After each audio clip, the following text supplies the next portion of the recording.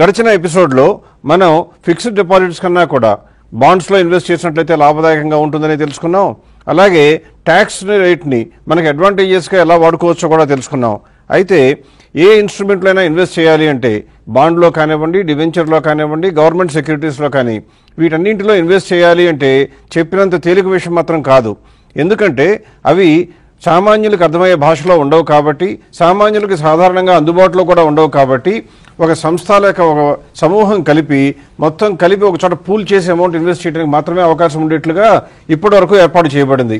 అందువల్ల తప్పనిసరిగా అందరూ కూడా ఎవరైనా సరే ఫిక్స్డ్ డిపాజిట్లకు ప్రత్యామ్నాయంగా ఈ బాండ్స్ కానివ్వండి, డెట్ ఫండ్స్ కానీ గురించి ఆలోచన చేయాలి అంటే మ్యూచువల్ ఫండ్స్ వైపు దృష్టి పెట్టక తప్పనిసరి పరిస్థితి ఇండియాలో కల్పించబడింది. మరి అసలు ఈ మ్యూచువల్ ఫండ్స్ అంటే ఏమిటి? అసలు ఈ మ్యూచువల్ ఫండ్స్లోకి వెళ్లే బదులుగా అంటే డైరెక్ట్గా మనం ఇన్వెస్ట్ చేసుకుంటే మంచిదా, లేక మ్యూచువల్ ఫండ్స్ రూట్లో వెళ్ళి మన డబ్బుల్ని మ్యూచువల్ ఫండ్స్కి ఇచ్చి వారి ద్వారా ఇన్వెస్ట్ చేస్తే మంచిదా అని ఆలోచించాలి.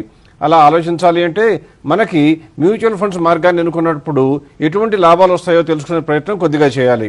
ఈ దిశగా అవంతి కొద్దిగా స్టడీ చేసి మ్యూచువల్ ఫండ్స్లో కనుక ఇన్వెస్ట్ చేసినట్లయితే లేదా మ్యూచువల్ ఫండ్స్లో ఇన్వెస్ట్ చేసినప్పుడు సాధారణ వ్యక్తికి వచ్చేటువంటి లాభాలు తను డైరెక్ట్గా చేసే కన్నా ఏ రకంగా అదనంగా లాభాలు వస్తాయో కూడా తెలియచేయడానికి వీలుగా కొంత స్టడీ చేసి రిపోర్ట్ తయారు చేసింది.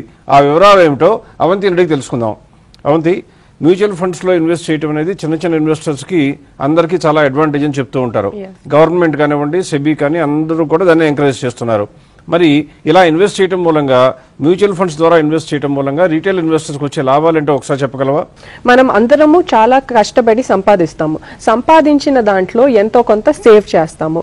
ఇలా సేవ్ చేసిన దాన్ని మనము ఎక్కడైతే ఎక్కువ రిటర్న్స్ వస్తాయో, అంటే మనకి ఎక్కువ లాభం ఎక్కడైతే వస్తుందో అక్కడ ఇన్వెస్ట్ చేయాలని అనుకుంటాము.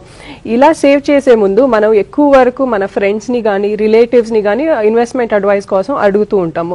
కొంతమంది ఫిక్స్డ్ డిపాజిట్లో పెట్టమనొచ్చు, కొంతమంది ఏమో ఇన్సూరెన్స్ పాలసీలు తీసుకోమనొచ్చు. కానీ ఈ అడ్వైస్ మనకి సూటబుల్లా కాదా, మన గోల్స్కి మన రిక్వైర్మెంట్స్కి ఇది సూటబుల్లా కాదా అనేది మనము ఆలోచించాలి. పెరుగుతున్న ఖర్చులు, ఆకాశానికి అందుతున్న ఇన్ఫ్లేషన్ మూలాన మనకి కార్ కొనుక్కోవాలన్న కోరికలు, హాలిడేకి వెళ్లాలన్న కోరికలు తీరేదెలా? వీటన్నిటికీ సమాధానం నన్ను అడిగినట్లయితే మ్యూచువల్ ఫండ్స్ని అర్థం చేసుకోవాలంటే చాలా కష్టం. బోల్డ్ అంత ఇన్ఫర్మేషన్ చదవాలి, దాన్ని అర్థం చేసుకోవాలి, బోల్డ్ అని క్యాల్కులేషన్స్ వేసుకోవాలి అనుకునే మనలాంటి వాళ్ళకి హెల్ప్ చేయడానికి మార్కెట్లో ఎక్స్పర్ట్స్ చాలా మంది ఉన్నారు. ఈ మార్కెట్లో ఎక్స్పర్ట్స్ దగ్గరికి వెళ్లే ముందు మనకి మ్యూచువల్ ఫండ్స్ యొక్క బేసిక్ కాన్సెప్ట్స్ అనేది ముందు తెలుసుకోవాలి. బేసిక్ కాన్సెప్ట్స్ లోపలికి వెళ్లే ముందు మనం మ్యూచువల్ ఫండ్స్లో ఇన్వెస్ట్ చేసినట్లయితే ఏమి లాభాలు, ఎటువంటి లాభాలు మనం పొందవచ్చో అనేది ఒకసారి చూద్దాం. First advantages, mutual funds are highly liquid. మనం గనక మన ఇన్వెస్ట్మెంట్స్ని ఓపెన్ ఎండెడ్ స్కీమ్స్లో కనుక పెట్టినట్లయితే మనకి ఎప్పుడు కావాలంటే అప్పుడు మన యూనిట్స్ని క్యాష్ చేసుకోవచ్చు అన్నమాట. కేవలం ఒక ఫోన్ కాల్ ద్వారా ఆ రోజు ఉన్న ఎన్ఏవి ప్రకారం మనకి క్యాష్ అనేది విత్డ్రా చేసుకునే అవకాశం మ్యూచువల్ ఫండ్స్ ఇస్తాయి. డైవర్సిఫికేషన్ అంటే మనం అందరం కలిసి పెట్టిన మనీ ఫండ్ మేనేజర్స్ మేనేజ్ చేస్తారు కాబట్టి, అంటే వాళ్ళ దగ్గర ఉండే అమౌంట్ చాలా పెద్దది. ఈ అమౌంట్ని డైవర్సిఫికేషన్ అంటే ఏంటంటే ఒక్కో ఇండస్ట్రీలో డిఫరెంట్ ఇండస్ట్రీలో పెడతారు కాబట్టి రిస్క్ అనేది మనకి తగ్గి ఎక్కువ ఇండస్ట్రీస్లో ఎక్స్పోజర్ ఉంటుంది. అంటే ఒక ఇండస్ట్రీ ఏదైనా కొంచెం బాగాలేనప్పుడు వేరే ఇండస్ట్రీస్ బాగానే ఉంటాయి కాబట్టి మొత్తం మీద మనకి రిస్క్ తగ్గుతుంది. దీన్నే డైవర్సిఫికేషన్ అని కూడా అంటారు. మోసపోయే అవకాశం దాదాపు లేదని కూడా చెప్పచ్చు. ఎందుకంటే సెబీ కంట్రోల్లోను సూపర్విజన్లోను fund managers, asset management companies, sponsors, trustees, custodians అందరూ పనిచేస్తారు కాబట్టి మోసానికి చాలా చాలా అవకాశం చాలా తక్కువ అన్నమాట. ఆల్మోస్ట్ నిల్ అని కూడా చెప్పవచ్చు. ఫోర్త్ పాయింట్ వచ్చేసరికి ఎక్కువ మంది భావిస్తున్నట్లుగా మ్యూచువల్ ఫండ్స్ కేవలం ధనికులకు మాత్రమే కాదు, చిన్న చిన్న ఎంప్లాయీస్కి, చిన్న చిన్న బిజినెస్ మెన్కి, హౌస్ వైఫ్స్కి, సీనియర్ సిటిజన్స్కి కూడా అందుబాటులో ఉంటాయి. నెక్స్ట్ పాయింట్ వచ్చేసరికి లో చార్జెస్. ప్రొఫెషనల్స్ మేనేజ్ చేస్తారు కాబట్టి వాళ్ళ జీతాలు ఎక్కువ అయినా కూడా అందరి మనీని పూల్ చేయటంతో మన వాటా చాలా తక్కువగా ఉంటుంది. అందుకే తక్కువ ఖర్చులో బెస్ట్ సర్వీసెస్ పొందవచ్చు అన్నమాట. ప్రభుత్వం కూడా వీటిని ఎంకరేజ్ చేయటానికి మనం 1 ఇయర్ కన్నా ఎక్కువ గనక మనం వీటిల్లో ఇన్వెస్ట్ చేసినట్లయితే ఎంత లాభం వచ్చినా కూడా ఆ లాభం మీద ట్యాక్స్ అనేది కలెక్ట్ చేయట్లేదు. అందుకనే మనము ఇన్వెస్ట్ చేసిన మొత్తాన్ని 1 ఇయర్ కన్నా ఎక్కువ అంటే ఈక్విటీ ఫండ్స్ లో గనక పెట్టినట్లయితే వచ్చిన లాభం మీద ట్యాక్స్ కూడా కట్టనక్కర్లేదు. అంటే ట్యాక్స్ పరంగా కూడా మనకి ఎంతో లాభదాయకం అన్నమాట. ఈ లాభాలన్నీ చూసిన తర్వాత ప్రతి ఒక్కరూ తమ సేవింగ్స్ లో ఎంతో కొంత అయినా మ్యూచువల్ ఫండ్స్ లో సేవ్ చేసుకోవటం మంచిది. సగటు భారతీయుల్లో లేదా సగటు తెలుగువారిలో మ్యూచువల్ ఫండ్స్ పై అవగాహన ఏ మేరకు ఉందో తెలుసుకోవడానికి మేము ఒక చిన్న ప్రయత్నం చేశాం. ఆ ప్రయత్నంలో భాగంగా కొంతమందిని కొన్ని ప్రశ్నలు అడిగి మ్యూచువల్ ఫండ్స్ పై వారికున్న నాలెడ్జ్ ఎంతో టెస్ట్ చేయడానికి ప్రయత్నం చేశాం. ప్రజల్లో మ్యూచువల్ ఫండ్స్ పైన ఏమాత్రం అవగాహన ఉందో తెలుసుకోవడానికి కొంతమందిని ప్రశ్నలు అడుగుదాం. మ్యూచువల్ ఫండ్స్ గురించి అసలు మీకు తెలుసా? మ్యూచువల్ ఫండ్స్ తెలుసండి. మ్యూచువల్ ఫండ్స్ గురించి తెలుసు. బ్యాంక్ ఇంట్రెస్ట్ రేట్ కంటే ఎక్కువ కావాలి, ఈ share market daily up and downs చూసేసుకొని మేము కూడా ఎంటర్ అవుదామంటే వాళ్ళకి నాలెడ్జ్ ఉండదు అనమాట. అలాంటి వాళ్ళ కోసం మ్యూచువల్ ఫండ్ అనేది బెస్ట్ ఫండ్. మ్యూచువల్ ఫండ్స్ గురించి తెలుసండి నాకు. మ్యూచువల్ ఫండ్స్ మీద కొద్దిగా తక్కువ అవగాహన ఉంది. చూశాను కానీ అంత అవగాహన అయితే లేదనమాట. మ్యూచువల్ ఫండ్స్ అసలు నాకు ఐడియా లేదండి. మ్యూచువల్ ఫండ్స్ గురించి కొంచెం నాలెడ్జ్ ఉంది, కొంచెం తెలుసు. మ్యూచువల్ ఫండ్స్ గురించి కొంచెంగా తెలుసు. మ్యూచువల్ ఫండ్స్ గురించి కొద్దిగా తెలుసండి. ఏఎంసీ అంటే ఏంటి? అసెట్ మేనేజ్మెంట్ కంపెనీస్ అంటారు. AMC means asset management company. అది అసెట్ మేనేజ్మెంట్ వాల్యూ అండి. Asset management company. ఏఎంసీ అంటే తెలియదు. Asset management company. Asset management company అనుకుంటాను. ఏఎంసీ అంటే అసెట్ మెయింటెనెన్స్ కంపెనీ. ఎన్ఏవి అంటే ఏంటి? నెట్ అసెట్ వాల్యూ అండి. Net asset value. Net asset value అంటే ఇప్పుడు డైలీ అది కూడా ట్రేడ్ అవుతుంది మార్కెట్లో. Net asset value. Net asset value. NAV stands for net asset value. NAV అంటే నెట్ అసెట్ వాల్యూ. ఎన్ఏవి అంటే net asset value. Mutual fund scheme లో పోర్ట్ఫోలియోని ఎవరు డిసైడ్ చేస్తారు? తెలీదండి. Portfolio managers and fund managers అంటారండి వాళ్ళని. Trustee will decide. పెద్దగా ఐడియా లేదండి. ఫండ్స్ మేనేజర్ అండి. పెద్దగా ఐడియా లేదండి. Fund manager will decide the portfolio. పోర్ట్ఫోలియోను ట్రస్టీ డిసైడ్ చేస్తారు. అసలు ఫండ్ హౌసెస్ ఎన్ని రకాలైన స్కీమ్లైనా ఆఫర్ చేయొచ్చా? ఎన్ని రకాలైన స్కీమ్స్ అయినా ఆఫర్ చేయొచ్చు. No idea. లేదండి, ఓన్లీ రెండే ఉన్నాయి, open ended and close ended scheme. No idea. రెండేనండి నాకు తెలిసినంత వరకు, ఓపెన్ ఎండెడ్ క్లోజ్ ఎండెడ్ అని. ఎన్ని స్కీమ్స్ అయినా ఆఫర్ చేయొచ్చండి. తెలియదండి. చూసారుగా మ్యూచువల్ ఫండ్స్ పైన ప్రజల్లో ఉన్న అవగాహన. ఇది over to studio. Mutual funds పై ప్రజల స్పందనని తెలుసుకున్న మనం ఖచ్చితంగా గమనించాల్సింది ఏంటంటే ఇప్పటికీ కూడా అంటే మ్యూచువల్ ఫండ్స్ దాదాపుగా ప్రాచుర్యం పొందుతున్నప్పటికీ కూడా ఇంకా ప్రజల్లోకి బాగా వెళ్లలేదు అని అర్థమవుతుంది. కాబట్టి మ్యూచువల్ ఫండ్స్ పై కొద్ది గొప్ప ఇన్ఫర్మేషన్ సేకరించాల్సిన అవసరం మనందరికీ ఉన్నది. అలాగే ఆ ఇన్ఫర్మేషన్ సేకరించి ఈ ప్రోగ్రాం ద్వారా వీలైనంత మంది జనరల్ ఇన్వెస్టర్స్ కి పంచాల్సిన అవసరం కూడా ఉన్నది అని చెప్పాలి. చిన్న ఇన్వెస్టర్ కి మ్యూచువల్ ఫండ్స్ లో ఇన్వెస్ట్ చేయడం ద్వారా ఎన్నో లాభాలు ఉన్నాయని తెలుసుకున్న మనం ప్రతి ఒక్క ఇన్వెస్టర్ ని కూడా అతనికి నాలెడ్జ్ ఎక్కువగా లేనప్పుడు మ్యూచువల్ ఫండ్స్ వైపు దృష్టి పెట్టడం చెప్పడం ఖచ్చితంగా కరెక్ట్ అనిపించుకుంటుంది.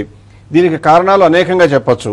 ఎందుకంటే పోయిన వారం మనం చూసినటువంటి ఎపిసోడ్ లో ఫిక్స్డ్ డిపాజిట్లు వేసే బదులు ఫిక్స్డ్ డిపాజిట్లు గ్యారంటీగా సెక్యూర్ అయినా కూడా ఫిక్స్డ్ డిపాజిట్ లో కన్నా కూడా బాండ్స్ లో ఇన్వెస్ట్ చేస్తే లాభం ఎక్కువ వస్తుంది అని గమనించాం. ట్యాక్స్ పరంగా ఆలోచించినప్పుడు కూడా ఇండెక్సేషన్ బెనిఫిట్ ఉంటుంది కాబట్టి బాండ్స్ లో ఇన్వెస్ట్ చేస్తేను డెట్ ఫండ్స్ లో ఇన్వెస్ట్ చేస్తే లాభం ఎక్కువ అని కనుక్కున్నాం. కానీ ఇక్కడ గమనించాల్సింది ఏంటంటే మన దగ్గర ఉన్నటువంటి 10,000 లక్ష రూపాయల ఇన్వెస్ట్మెంట్ ఉందనుకోండి, దాన్ని బ్యాంకులో వేస్తే వచ్చే 7.5% బదులు బాండ్ వాళ్ళు ఇస్తున్నట్టు 9% 10% ఇస్తుంటే దాని వైపు ఆకర్షితులం కనుక అయ్యి మన ₹1,00,000 మొత్తాన్ని అంటే మన దగ్గర ఉన్న సేవింగ్స్ మొత్తాన్ని కనుక ఫిక్స్డ్ డిపాజిట్లో వేసే బదులుగా బాండ్లో కనుక ఇన్వెస్ట్ చేసినట్లయితే ఏమవుతుంది అంటే అన్నీ బాగుంటే మనకు లాభమే వస్తుంది. కానీ ఒకవేళ మన డబ్బు పెట్టిన తర్వాత ఆ కంపెనీ యొక్క పనితీరు అధ్వానంగా తయారయ్యి ఆ కంపెనీ తన యొక్క బాధ్యతల నుంచి చెల్లించలేకపోయింది అనుకోండి, అంటే బాధ్యతలు తప్పించుకుని చెల్లించవలసిన సమయానికి ₹1,00,000 తిరిగి చెల్లించలేకపోయినా లేదా ₹1,00,000 పైన చెల్లించవలసిన సమయంలో వడ్డీని చెల్లించకపోయినా మనకి ఇబ్బందులు వస్తాయి. అంటే మనం పెట్టిన మొత్తం కూడా నష్టపోయే అవకాశం ఉంటుంది. ఒకవేళ అలా చేసే బదులు ఈ ₹1,00,000 కనుక మ్యూచువల్ ఫండ్లో కనుక ఇన్వెస్ట్ చేసినట్లయితే ఏం జరుగుతుందో కూడా చూద్దాం. మ్యూచువల్ ఫండ్స్ లో మనలాంటి వాళ్ళు 1,000 మంది ఇన్వెస్ట్ చేస్తారు కాబట్టి 1,000 మందో 10,000 మంది నుంచో డబ్బులు కలెక్ట్ చేసేది 100 కోట్లు 200 కోట్లు లేదా 500 కోట్లు కలెక్ట్ చేస్తారు. ఆ మొత్తాన్ని ఏం చేస్తారంటే ఎట్టి పరిస్థితుల్లో కూడా ఏ మ్యూచువల్ ఫండ్ కూడా ఒకే కంపెనీకి అప్పుగా ఇవ్వడం జరగదు. కాబట్టి ఆ మ్యూచువల్ ఫండ్ ఏం చేస్తుంది, వెంటనే అందులో కొంత మొత్తాన్ని ఒక కంపెనీకి ఇంకొంత మొత్తాన్ని ఇంకో కంపెనీకి అలా ఇస్తూ పోతుంది. ఏ కంపెనీ చూసినా కూడా 2% కన్నా ఎక్కువ సాధారణంగా మ్యూచువల్ ఫండ్స్ తమ దగ్గర ఉన్న కార్పస్ ని ఇన్వెస్ట్ చేయవు. అందువల్ల మనం ఐడెంటిఫై చేసిన కంపెనీలోనే ఈ మ్యూచువల్ ఫండ్ కూడా డబ్బులు పెట్టినా సరే ఒకవేళ ఆ కంపెనీ పనితీరు చెడిపోయి ఆ కంపెనీ తన అప్పును తిరిగి చెల్లించలేకపోయినా కూడా, అంటే దాని మూలంగా నష్టం వచ్చినా కూడా మన డబ్బుని డైరెక్ట్ గా కంపెనీలో పెడితే ₹1,00,000 నష్టపోయే అవకాశం ఉన్న మనం మ్యూచువల్ ఫండ్ ద్వారా పెట్టాం కాబట్టి అందులో కేవలం 2% ఈ కంపెనీలోకి వచ్చింది కాబట్టి మనకు వచ్చేటువంటి నష్టం కేవలం 2%. అంటే మనం పెట్టిన లక్షలో ఆ కంపెనీ మొత్తం దివాళా తీసినా కూడా మనకి కేవలం ₹2,000 మాత్రమే నష్టం వస్తుంది.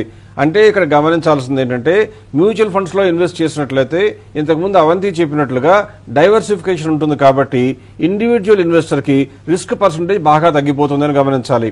దీనికి అదనంగా మ్యూచువల్ ఫండ్స్ వాళ్ళు ఏం చేస్తారంటే వాళ్ళ దగ్గర ఉన్న కార్పస్ పెద్ద అమౌంట్ కాబట్టి ఎవరైనా సరే అప్పు కావాలని ఆ మ్యూచువల్ ఫండ్ ని అప్రోచ్ అయినప్పుడు మ్యూచువల్ ఫండ్ ఏం చెప్తుందంటే మీ యొక్క సామర్థ్యం మాకు తెలియదు కాబట్టి మీరు సరిగ్గా పనితీరు బాగుంటుందా లేదా, అప్పులు సమానంగా సరైన సమయంలో తిరిగి తీర్చగలరా లేదో తెలుసుకోవాలి అంటే మీరు ఖచ్చితంగా క్రెడిట్ రేటింగ్ ఏజెన్సీస్ దగ్గరికి వెళ్ళి ఒక సర్టిఫికేట్ తీసుకురండి అని చెప్తుంది.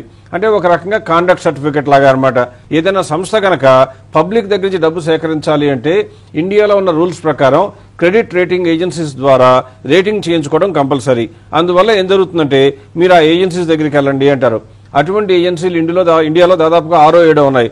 అందులో ప్రధానంగా క్రిసిల్ అని, ఇక్రా అని, కేర్ అని ఇలా రకరకాలు ఉన్నప్పటికీ కూడా ఈ రేటింగ్ ఏజెన్సీస్ అన్నింటిలో కూడా పోటీ పరంగా చూసినట్లయితే క్రిసిల్ యొక్క market share 60%.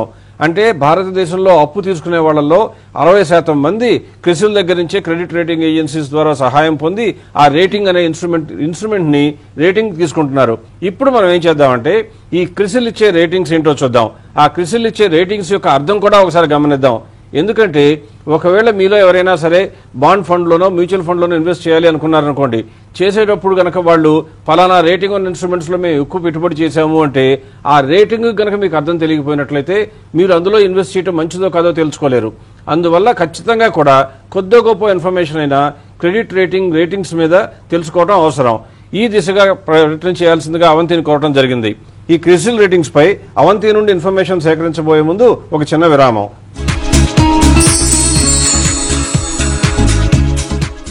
Vivekam, a product-driven advisory firm, helping me delight customers with ease.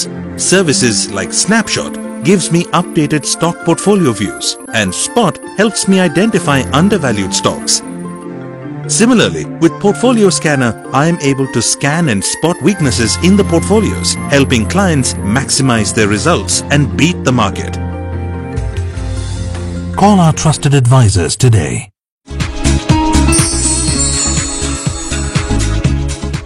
Avanthi ఏం చేస్తుందంటే క్రిసిల్ అనే సంస్థ మార్కెట్లో ఇచ్చేటువంటి రేటింగ్స్ ఎలా ఉంటాయి, వాళ్ళు ఇచ్చే రేటింగ్స్ ఒక్కొక్క దానికి అర్థం ఏంటో కూడా మనకు తెలియజెప్పే ప్రయత్నం చేస్తుంది. అవంతి, క్రిసిల్ మీద నువ్వు చేసిన స్టడీ ప్రకారం రకరకాల రేటింగ్స్ ఇస్తారు అని చెప్పావు. ఆ రేటింగ్స్ గురించి కొద్దిగా చెప్పు. క్రిసిల్ ప్రతి కంపెనీ బ్యాలెన్స్ షీట్ ని, క్యాష్ పొజిషన్స్ ని, ఆస్తులను, అప్పులను అన్నిటిని క్లియర్ గా స్టడీ చేసిన తర్వాతే ఆ కంపెనీ ఇష్యూ చేసిన బాండ్స్ కి రేటింగ్ ఇస్తుంది. ఈ రేటింగ్స్ అనేవి చాలా డిఫరెంట్ గా ఉంటాయి కాబట్టి మన అందరికీ తేలికగా అర్థమయ్యే విధంగా కోడ్స్ రూపంలో ఇస్తుందన్నమాట. రేటింగ్స్ ఇచ్చిన తర్వాత ఈ కంపెనీస్ ని క్రిసిల్ రెగ్యులర్ గా మానిటర్ చేస్తూ ఉంటుంది. ఈ కంపెనీస్ పరిస్థితుల్లో కానీ, ఫైనాన్షియల్ పొజిషన్స్ లో కానీ వీక్నెస్ ఎప్పుడైనా కనపడినట్లయితే క్రిసిల్ ఇమీడియట్ గా రేటింగ్స్ ని తగ్గించి పబ్లిక్ కి అనౌన్స్ చేస్తుంది. ఇప్పుడు క్రిసిల్ ఇచ్చే కోడ్స్ ఏంటో ఒకసారి చూద్దాం. AAA రేటింగ్ కనుక ఇచ్చినట్లయితే ఆ బాండ్ సేఫ్టీ విషయంలో బెస్ట్ అని అర్థం. వడ్డీ చెల్లించాలి అన్నా, చివరికి ప్రిన్సిపల్ మొత్తం చెల్లించాలన్నా కంపెనీ దగ్గర కావలసిన దానికన్నా ఎన్నో రెట్లు ఆస్తులు లేదా అవకాశాలు ఉన్నాయని అర్థం. AA రేటింగ్ వస్తే ఆ బాండ్ సేఫ్ అని భావించవచ్చు. వడ్డీ పేమెంట్లో కానీ, చివరికి అసలు రీపేమెంట్లో కానీ ఇబ్బందులు దాదాపుగా లేవని చెప్పవచ్చు.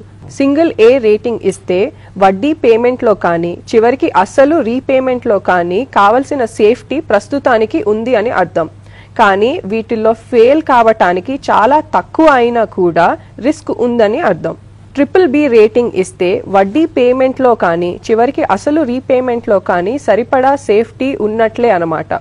ఇబ్బందులు ఏమీ రావు అని చెప్పటానికి సందేహిస్తున్నట్లు అన్నమాట. ఈ బాండ్స్ ఫెయిల్ కావటానికి కొంత రిస్క్ ఉన్న మాట నిజం అని అర్థం. అందుకే వీటిల్లో ఇన్వెస్ట్ చేసేవారు కొంత ఆస్తిని కొలాటరల్ సెక్యూరిటీగా కోరతారు. BB రేటింగ్ వచ్చినట్లయితే వడ్డీ పేమెంట్లో కూడా రిస్క్ ఉందని అర్థం.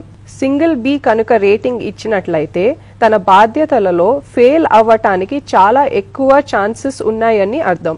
సి రేటింగ్ వచ్చింది అంటే ఆ కంపెనీ దాదాపు గ్యారంటీగా తమ ఫైనాన్షియల్ బాధ్యతలలో ఫెయిల్ కాబోతుంది అని అర్థం. ఆల్రెడీ ఫెయిల్ అయిన కంపెనీస్ కానీ లేదా ఫెయిల్ అవ్వబోతున్న కంపెనీస్ కి మాత్రం డి రేటింగ్ ఇవ్వటం జరుగుతుంది.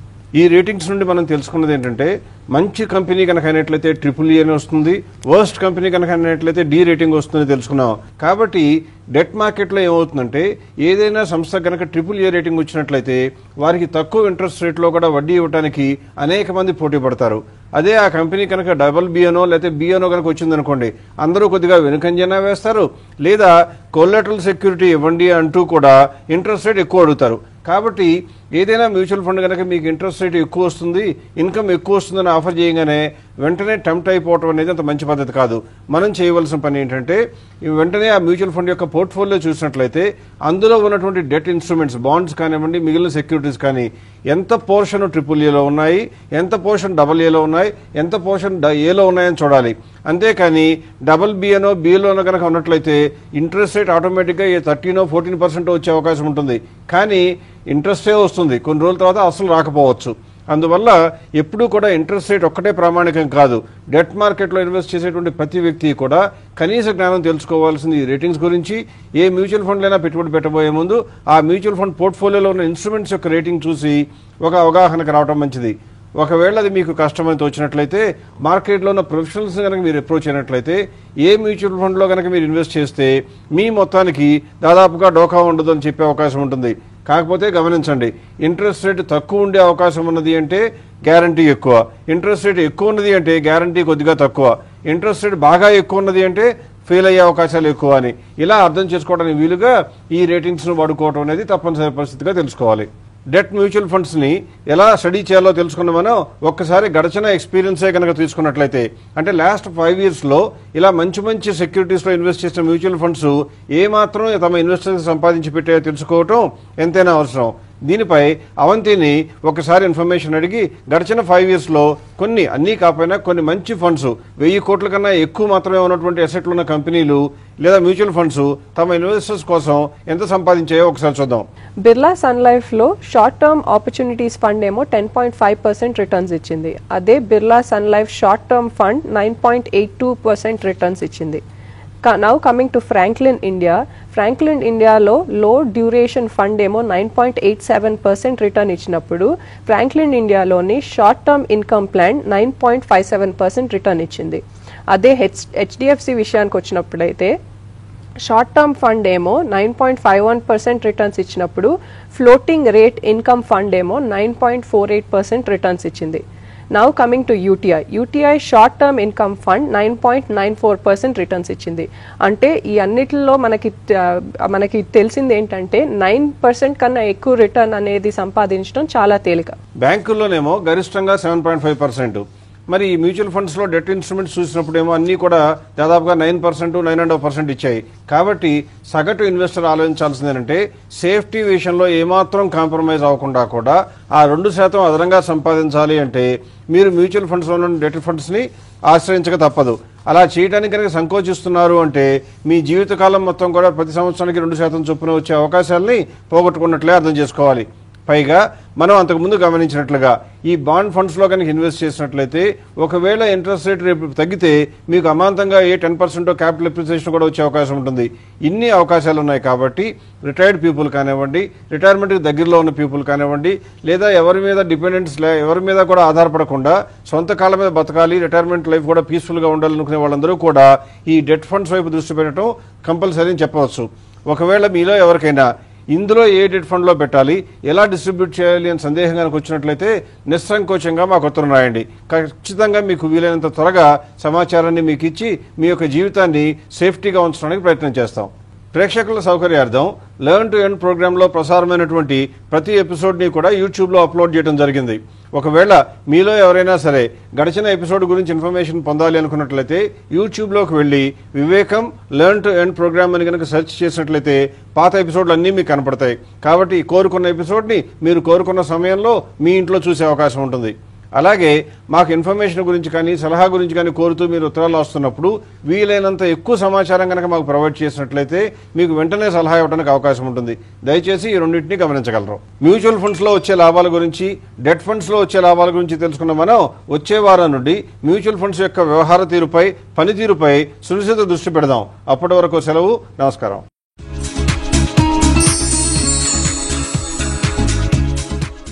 Vivekam, a product-driven advisory firm, helping me delight customers with ease. Services like Snapshot gives me updated stock portfolio views, and Spot helps me identify undervalued stocks. Similarly, with Portfolio Scanner, I am able to scan and spot weaknesses in the portfolios, helping clients maximize their results and beat the market. Call our trusted advisors